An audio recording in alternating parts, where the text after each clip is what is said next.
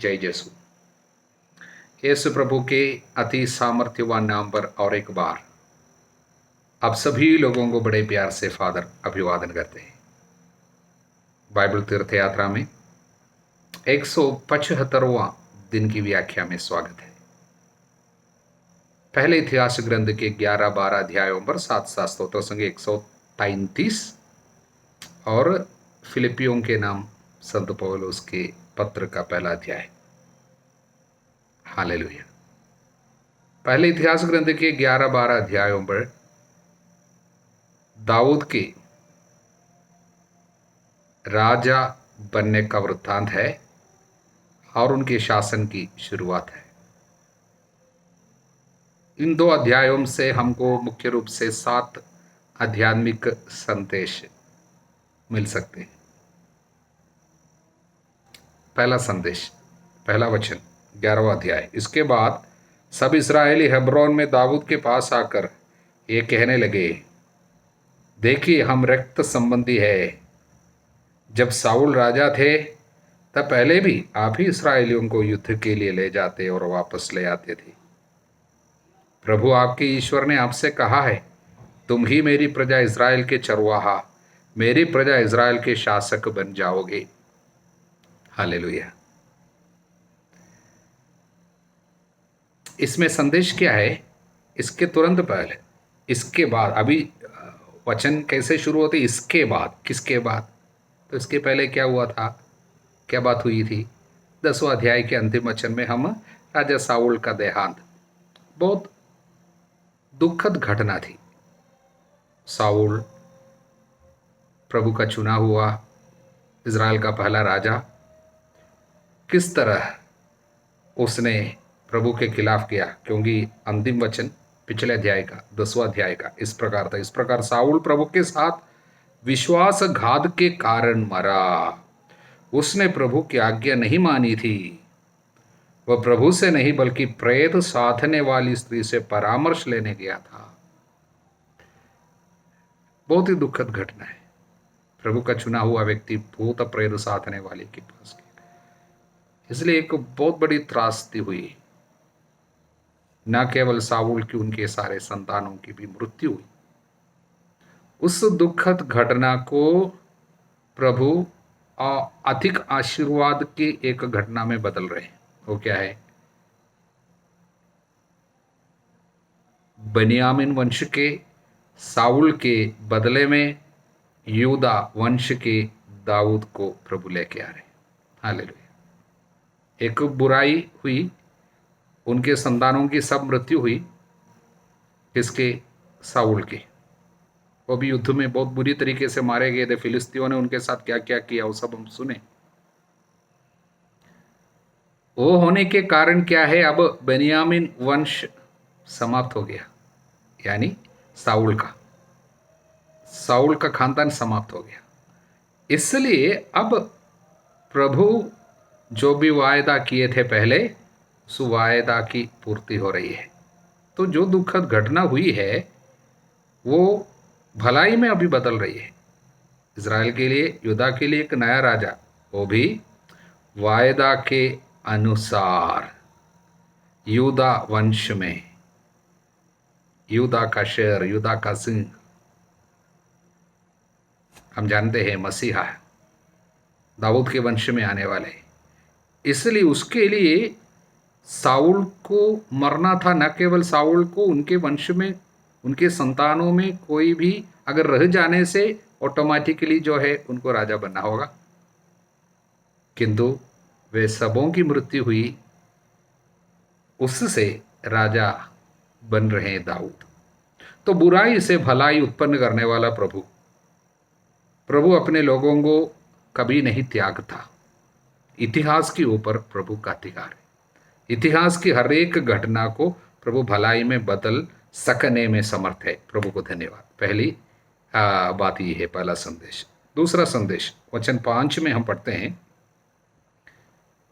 यबूस के निवासियों ने, ये यबूस यरूशलेम शहर को पहले यबूस नाम था, क्योंकि यबूसी वहां पर रहा करते थे। यबूस के निवासियों ने दाऊद से कहा, तुम यहाँ प्रवेश नहीं करोगे, परंतु दाऊद ने सियोन के किले पर अधिकार कर लिया और उसका नाम दाऊद नगर हो गया। देखिए, ये यबूसियों को अब तक इस्राएली पराजित नहीं कर पाए थे। हालेलुया। काफ़ी कोशिश, देखिए, योशुआ ने प्रभु के लोगों को कनान में प्रवेश करने दिया, यानी मूसा उस पार तक आए, उसके बाद यरदन के इस पार को ने योशुआ की अगुवाई में, और वो शक्तिशाली योद्धा थे। वहाँ रहने वाले कनान के अनेक निवासियों को, अमोरियों को सब पराजित किया, लेकिन यबूसियों को पराजित नहीं कर सका। यबूस शहर, यरूशलेम शहर पर अब तक अधिकार नहीं था। ना जोशुआ उनको पराजित कर सका, ना उसके बाद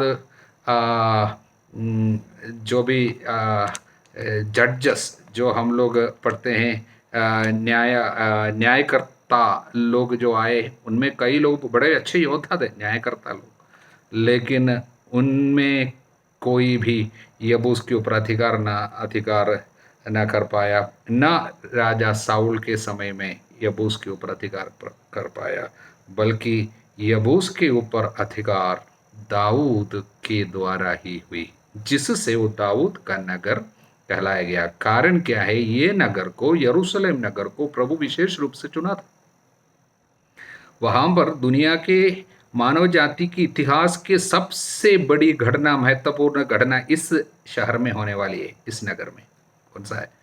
ईसा मसीहा के आगमन, उनके दुख भोग, मृत्यु, पुनरुत्थान, ये सब यरूशलेम में होने वाले थे। हालेलुया।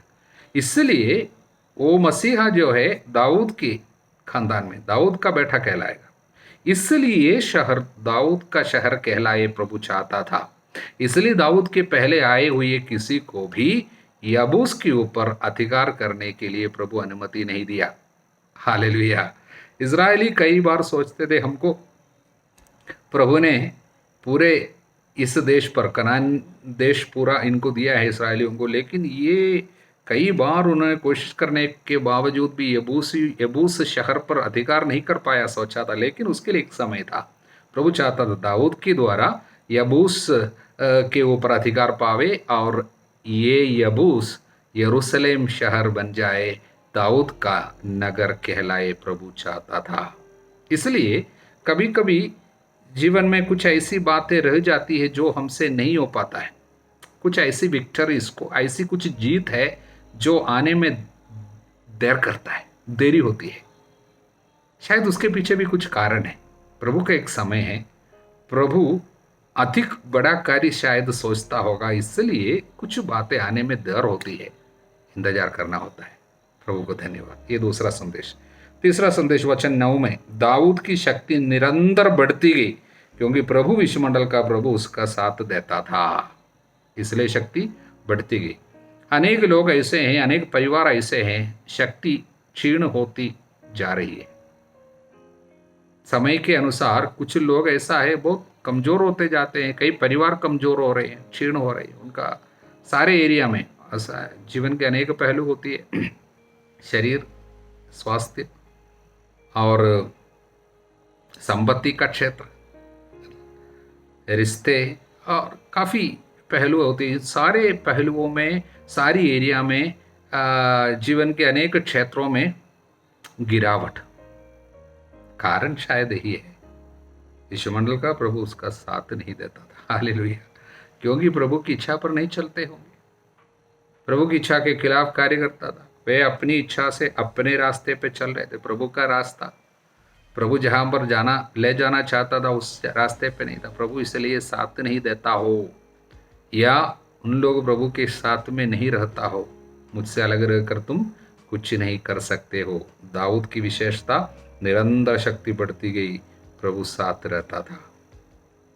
प्रभु साथ रह जाइए। हालेलुया। चौथा संदेश दाऊद के वीर योद्धाओं के बारे में, अध्याय 11 वचन 10 से लेकर अध्याय 12 में भी हम पढ़ते हैं, दाऊद के पास अनेक ऐसे लोग थे जिनकी सहायता से बराबर युद्ध वे जीते जा रहे थे, जिनके कारण उनका साम्राज्य, उनका राज्य एकदम सशक्त बना रहा।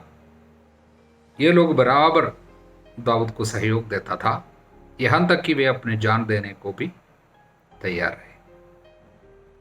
तो संदेश यही है, इनमें ज्यादातर लोग उस समय दाऊद के साथ जुड़े थे जब राजा भी नहीं बना था।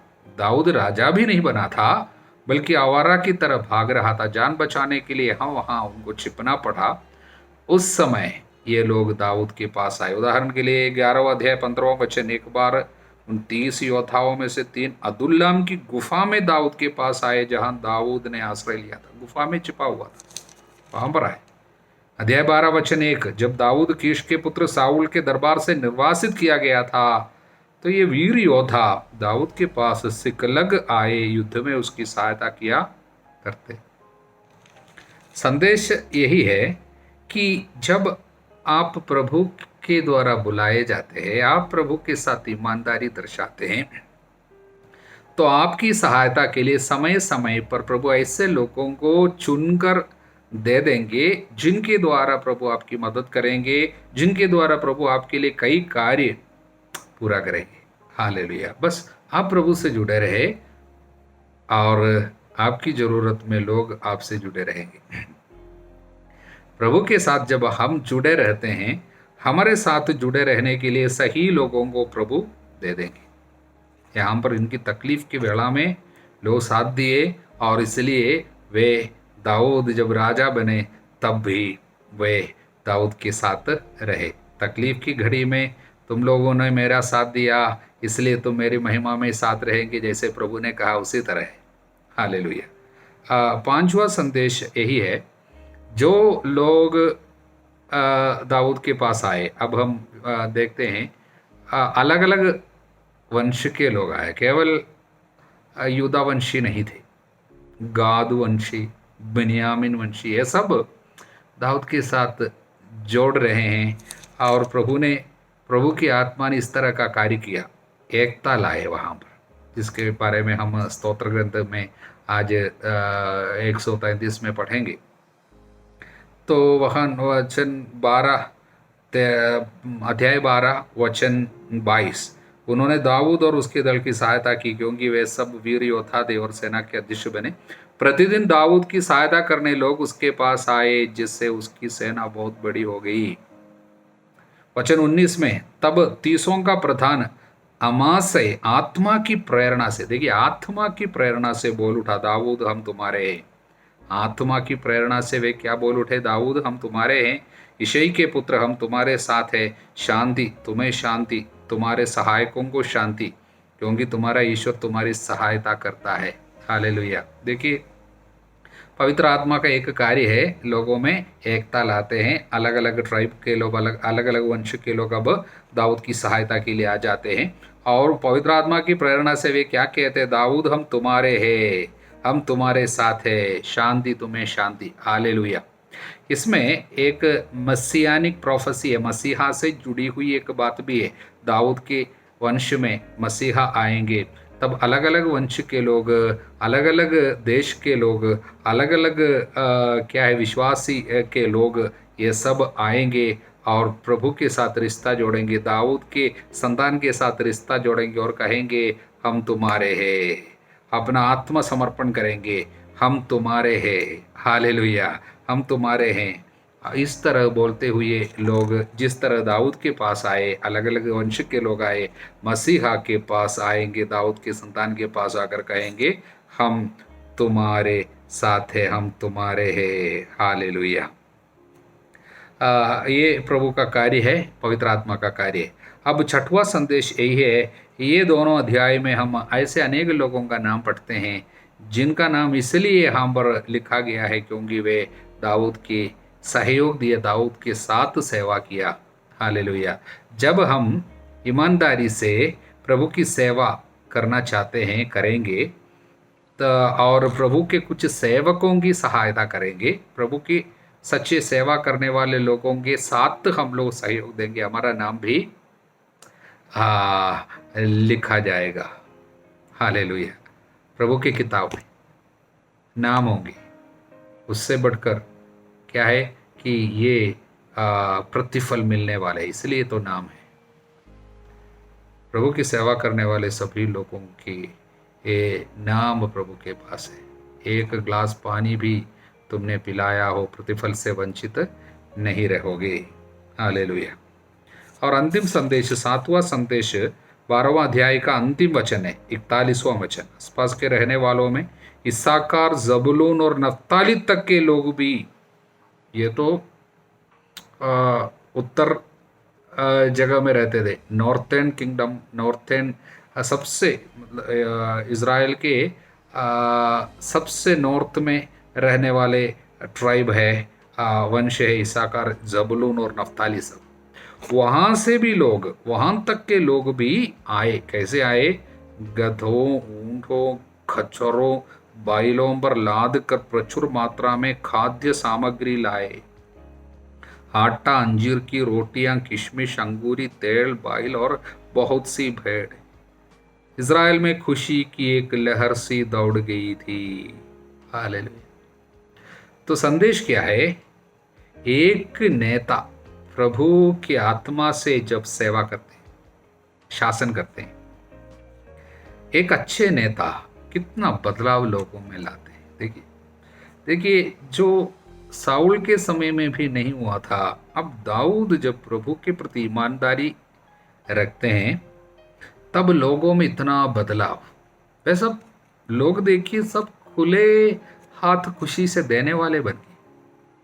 वे सब बहुत उदार हो गए।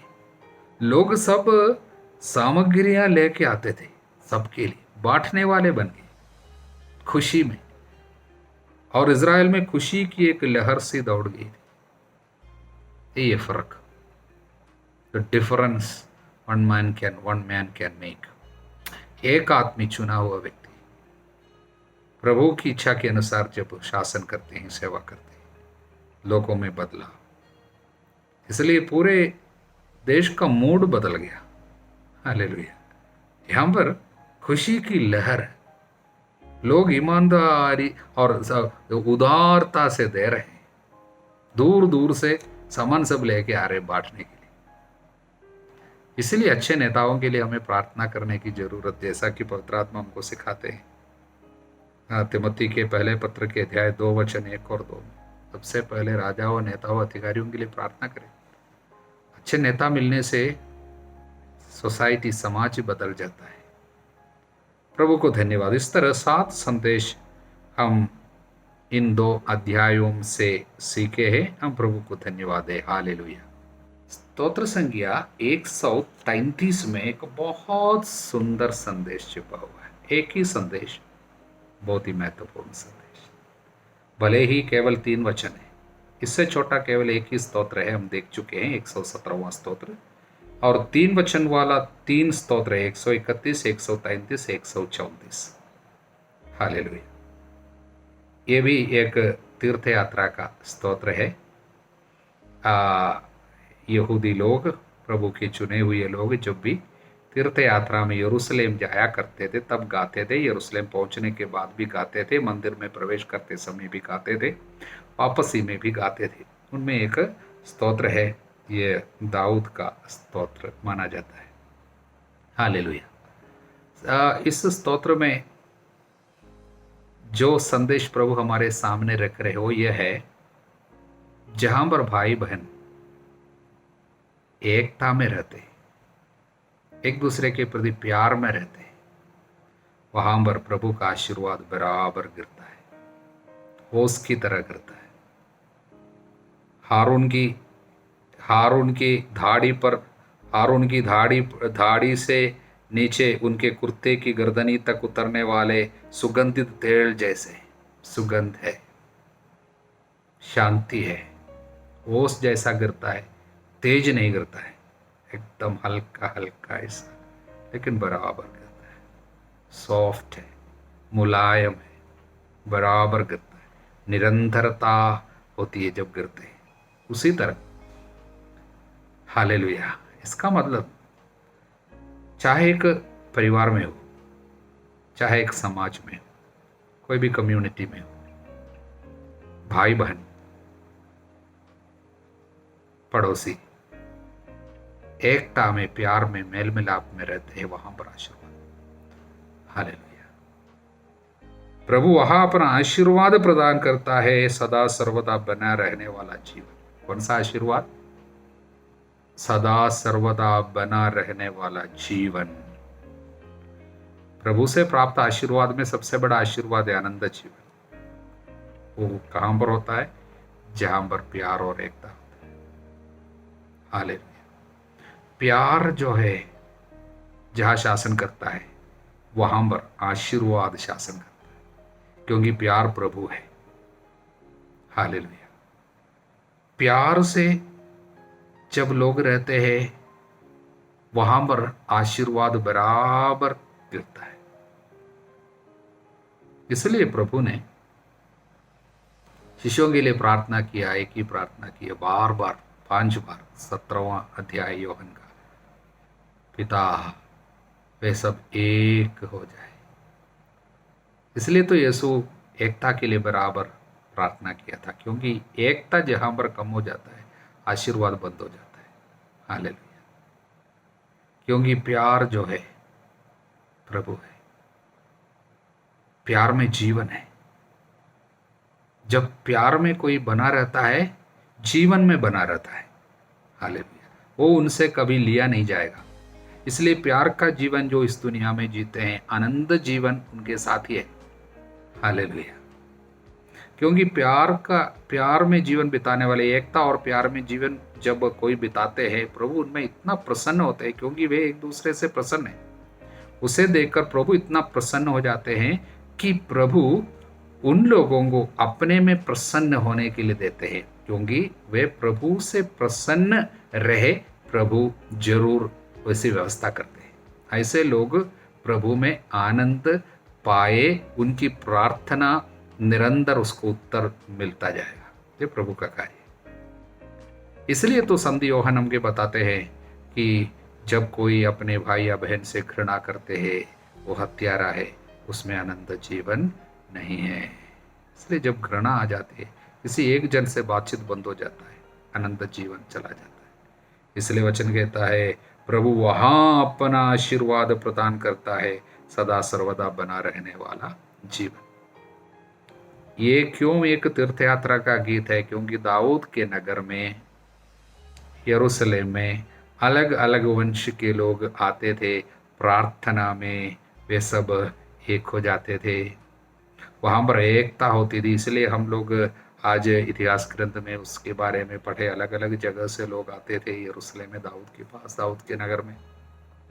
उस एकता को देखते हुए ही खुशी और आनंद का अनुभव करते हुए ये स्तोत्र दाऊद के मुंह से निकला। पवित्र आत्मा ने इस स्तोत्र को रखा। हालेलुया। इसलिए दाऊद के मंदिर में लोग आकर आशीर्वाद प्राप्त करते थे। एकता, प्यार, झगड़ा नहीं होते थे। इसलिए प्रियजनों, आशीर्वाद के लिए एकता की सख्त जरूरत है। प्रभु को धन्यवाद। फिलिपियों के नाम संत पौलुस के पत्र, उसका पहला अध्याय में हम प्रवेश कर रहे हैं। फिलिपी में संत पौलुस और सीलास मिलकर पहुंच गए थे। पौलुस के दूसरे प्रचार यात्रा के दौरान वास्तव में पवित्र आत्मा ने उनको जबरदस्ती वहां पर ले चले थे, क्योंकि वे कहीं और निकलना चाहते थे, किंतु पवित्र आत्मा ने उनको इस जगह में पहुंचाया। ये हम प्रेरित चरित अध्याय 16 वचन 12 से 40 तक के वचनों में हम लोग पढ़ते हैं। और वहां पर एक कलीसिया की स्थापना उन्होंने की, विश्वासियों की एक ग्रुप को। उसके लिए कितना सहना पड़ा, उनके लिए क्या कीमत चुकानी पड़ी पौलुस और सीलास को, ये सब हम लोग प्रेरित चरित के अध्याय 16 में पढ़ते हैं। बहुत मार खाने पड़े, कारागृह में रहने पड़े, वो सब हुआ। और उसके बाद कम से कम 12 साल के बाद ये पत्र उनको भेजा जाता है। जब ये पत्र लिखते हैं, संत पौलुस कारागृह में है, फिर से रोम में। कारागृह से उन्होंने 4 पत्र भेजा था। वे कारागृह पत्र कहलाता है, प्रिजन एपिसल्स। उसमें एक है फिलिपियों के नाम लिखे पत्र।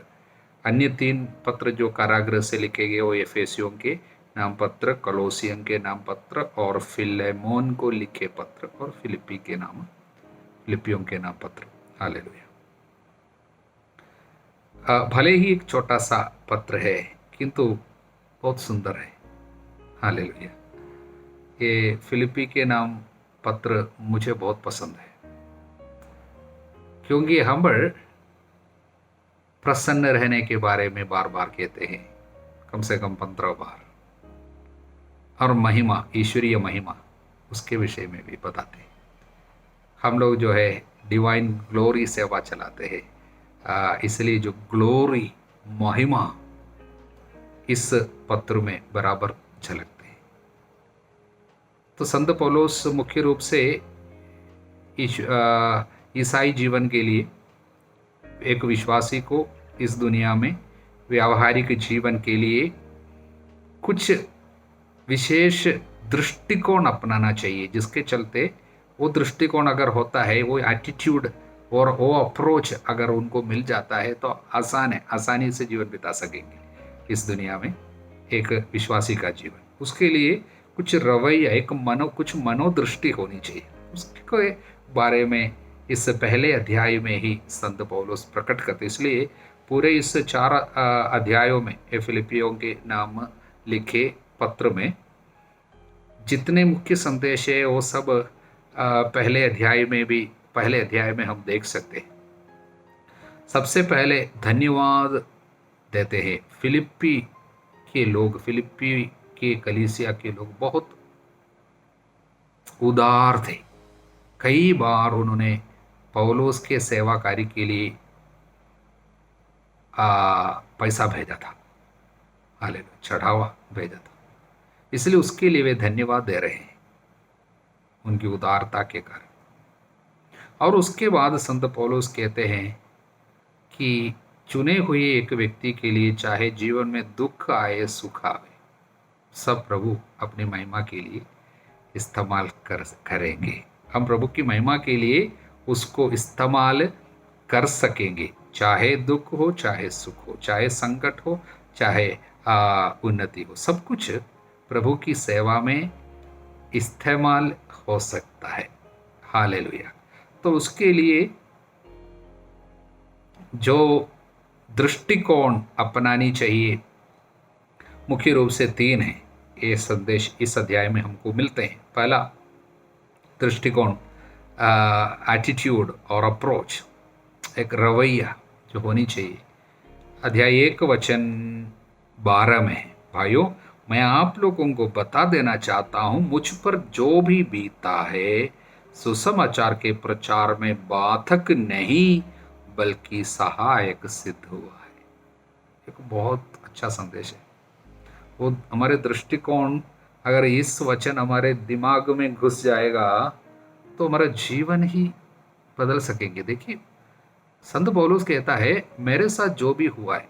देखिए इस फिलिप्पी में पहुंचने के बाद क्या क्या हुआ, सब लोग विश्वासी, सब लोग फिलिप्पी के सारे कलीसिया एक एक जन जानते हैं पौलुस और सीलस को क्या सहना पड़ा था शुरुआत में।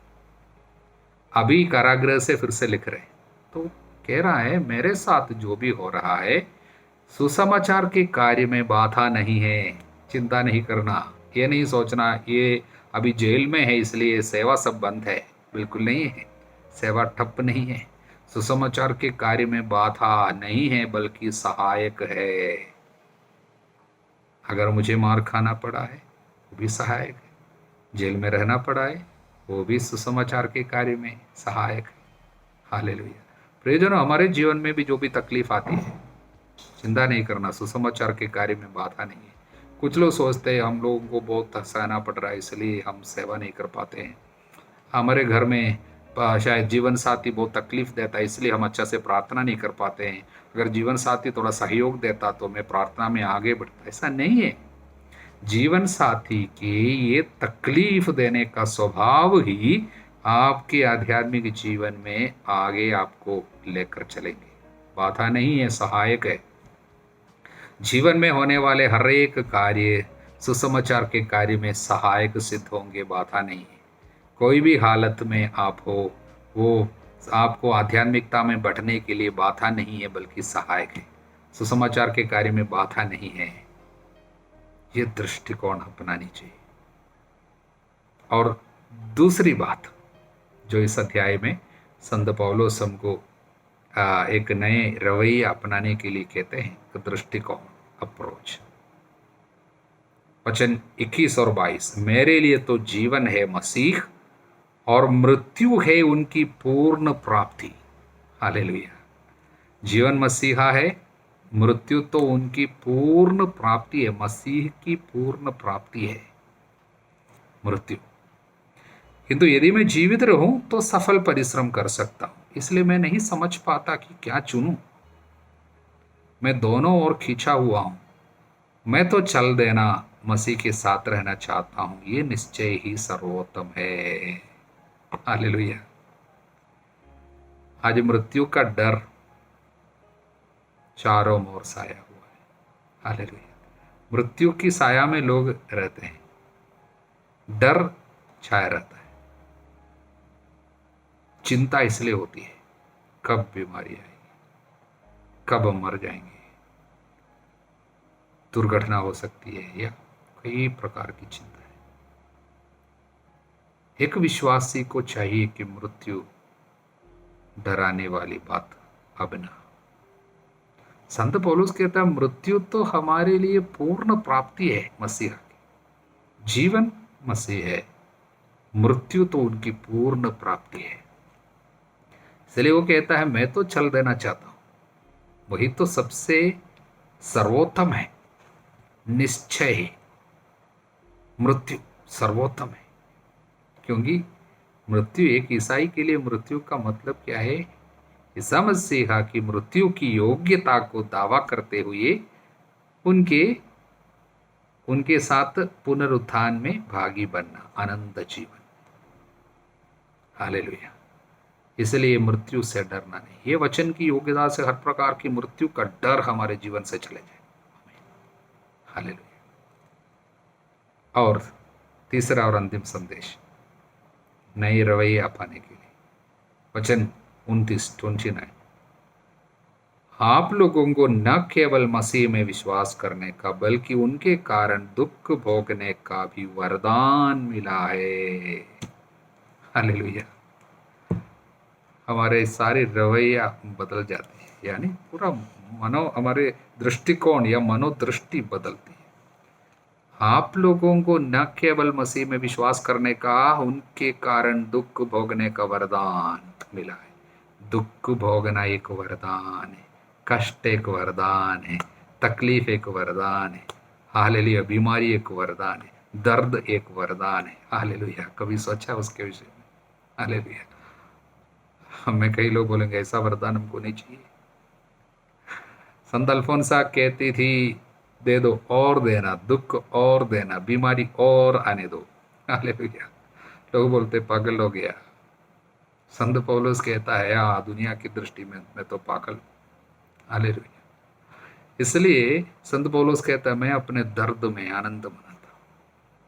इसलिए प्रियजनों, संत पौलुस कहता है आप लोगों को न केवल मसीह में विश्वास करने का, उनके कारण दुख भोगने का वरदान मिला है। प्रभु को धन्यवाद। ये हमारे दिल में छप जाए। ये 3 बातें अगर हमारे दिमाग में, दिल में रहेंगे, ईसाई जीवन आसानी से आनंद के साथ हम लोग बिता पाएंगे। प्रभु को धन्यवाद। हालेलुया। हमारे प्रभु यीशु मसीह की कृपा, ईश्वर का प्रेम, पवित्र आत्मा का साहचर्य आप सभी लोगों के साथ बनी रहे अब सदा सर्वदा अनंत काल तक। आमीन।